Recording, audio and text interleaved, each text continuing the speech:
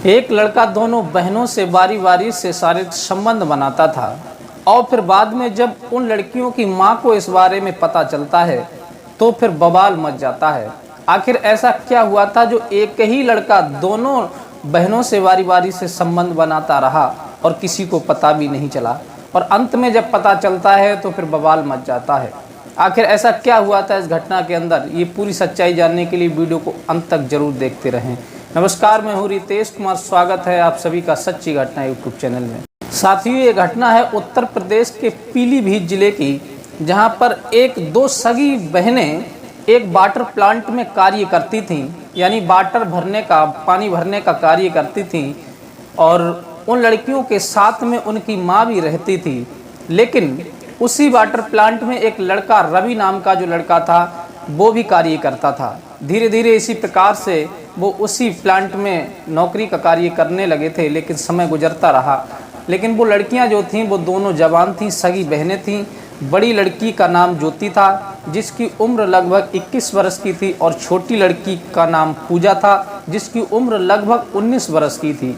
दोनों लड़कियां जवान थीं, और जो रवि नाम का लड़का था वो भी उसी प्लांट में कार्य करता था। उसकी उम्र भी लगभग 20 साल की थी। लेकिन जब लड़कियां उस प्लांट में अपनी मां के साथ कार्य के लिए जाती थीं तो वो रवि नाम का लड़का जो था उन लड़कियों की तरफ देखता था और अपनी गलत नज़रें उन लड़कियों पे टिकाता था। लेकिन लड़कियां भी जवान थीं, वो भी उससे कुछ कम नहीं थीं। वो लड़कियां भी उस रवि नाम के लड़के को देखती थीं कि वो देखने में अच्छा खासा था।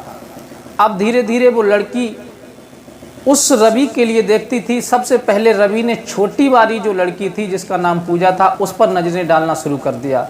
अब वो पूजा के लिए अपनी असील नज़रों से देखता था, देखने के बाद में इशारे भी करता था। अब पूजा ने जब उसकी हरकतों को देखा तो वो भी उसकी लाइन में आ गई और वो भी उसकी तरफ मुस्कुराहट भरी नज़रों से देखने लगी थी और उसे भी इशारे करने लगी थी। धीरे धीरे उनकी ये इशारे जो थे वो प्यार में बदल गए और एक दूसरे से शारीरिक संबंध बनाने तक पहुंच गए। अब एक दूसरे से वार्तालाप उनकी होती है और एक दूसरे से शारीरिक संबंध बनाते हैं। 2-3 महीने तक ये क्रम चलता रहा। फिर उसने सोचा कि अब इसकी बड़ी बहन शेष और है, उससे भी आनंद लेना चाहिए, उससे भी टाइम पास करना चाहिए, उससे भी मौज मस्ती करनी चाहिए। तब वह रवि नाम का लड़का जो होता है, छोटी वाली लड़की जो पूजा होती है जिसकी उम्र लगभग 19 साल की होती है, उससे मिलना कुछ कम कर देता है और वो अपनी नज़रें जो होता है बड़ी वाली लड़की जिसकी उम्र लगभग 21 साल होती है और उसका नाम ज्योति होता है, उस पर नज़रें डालने लगता है। वो भी लड़की भरी जवानी में थी तो वो भी रवि की तरफ असील नज़रों से देखती थी, ऐसी निगाहों से देखती थी जिससे रवि भी उसकी तरफ आकर्षित होने लगा और रवि की नज़रें देख कर के ज्योति जो थी वो भी उसकी तरफ आकर्षित होने लगी। एक दूसरे से प्रेम संबंध में बंध गए और धीरे धीरे समय बीतता रहा। इसी प्रकार से जिस प्रकार से रवि ने छोटी वाली लड़की के साथ शारीरिक संबंध बनाए थे, उसी प्रकार से उसने बड़ी वाली लड़की के साथ भी शारीरिक संबंध बनाए।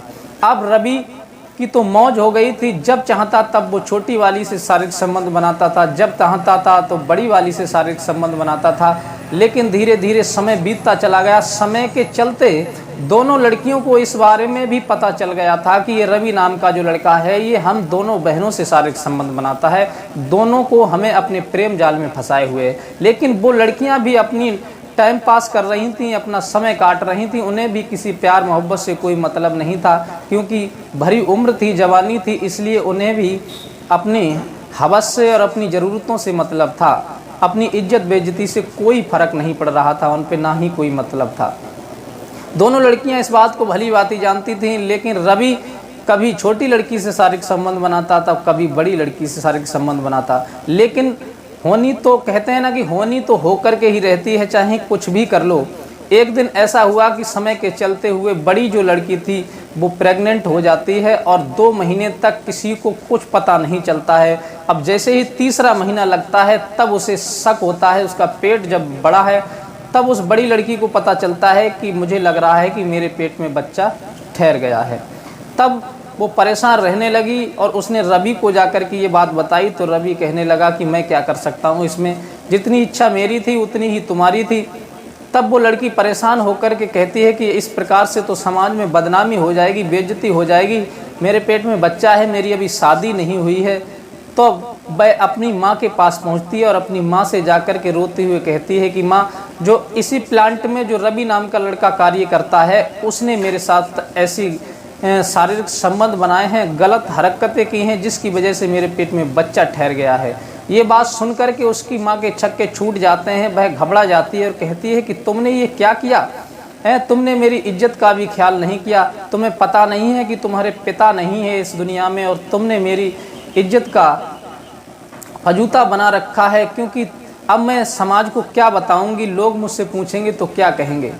तब वह लड़की की माँ जो होती है रवि के पास जाती है और डांटती है और उस पर आग बबूला हो जाती है। तब रवि कहता है कि हम पर भड़कने की ज़रूरत नहीं है, क्योंकि इसमें सारी गलतियां हमारी नहीं है। तुम्हारी लड़की समझदार थी, वो भी तो हमसे अश्लील इशारे करती थी, वो भी तो हमसे प्रेम करने लगी थी और हम भी उससे प्रेम करने लगे थे, तो इसमें गलती अकेले हमारी नहीं है, तुम्हारी लड़की भी है। तब वह परेशान होकर के वो लड़की की माँ जो होती है वाटर प्लांट के जो मालिक होता है उसके पास पहुँचती है और उससे सारी बात बताती है। वाटर प्लांट का जो मालिक होता है उससे शायद इन बातों का पहले से ही कुछ पता होगा, थोड़ी बहुत जासूसी होगी उसे। तो उसने कहा कि तुम्हारी लड़कियां समझदार हैं, बालिग हैं, उन्हें अपनी अच्छी बुरी का कोई ज्ञान नहीं है। तुमने अपनी लड़कियों को सर पे इतना चढ़ा रखा है कि वो किसी भी अच्छी बुरी बात को नहीं समझती हैं और वो भी किसी से कम नहीं है। तुम्हारी लड़कियों ने खुद रवि को फंसाया है। लड़का तो चलो देखता ही है, लेकिन लड़कियों को तो अपनी इज्जत का ख्याल रखना चाहिए। जब वाटर प्लांट की ऐसी बातें सुन करके वो औरत जो होती है थाने पहुंचती है और थाने में जाकर के रो रो करके सारा हाल बताती है।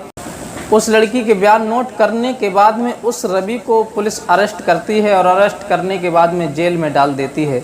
आप क्या कहना चाहेंगे इस मामले में? क्या लड़का ही इस घटना के जिम्मेदार है? क्या सारी गलती लड़के ने की, लड़की ने नहीं की थी? कहते तो ये हैं कि नाबालिग लड़की जो होती है वो किसी के बहलाए फुसलाए में आ जाती है, वो समझदार नहीं होती। अब जो लड़की बालिग हो जाती है वो तो समझदार होती है, खुद अपने भविष्य को चुन सकती है, खुद अपने जीवन को जी सकती है, वो अपनी ज़िंदगी की खुद मालिक बन जाती है। तब जब वो खुद बालिग थी और उसने रवि के साथ ये घटना को अंजाम दिया, तो इसमें दूसरा जिम्मेदार कैसे हो सकता है भला? वो भी तो समझदार थी, लेकिन उसने समझदारी से काम नहीं लिया। उसे तो अपनी हवस मिटानी थी, उसे अपनी हवस पूरी करनी थी और हवस के चलते हुए इतनी बड़ी घटना को अंजाम दे दिया। उस हंसते खेलते ज़िंदगी को उसने तबाह करवा दिया, जेल में डलवा दिया। अब वो लड़की जो थी अपना अबॉर्शन कराएगी, क्या कराएगी, इस बारे में कोई आगे की डिटेल नहीं है। अपनी राय हमें आप कमेंट बॉक्स में लिख सकते हैं और अपनी राय दे सकते हैं। मिलते हैं किसी अन्य सच्ची घटना के साथ, तब तक के लिए नमस्कार।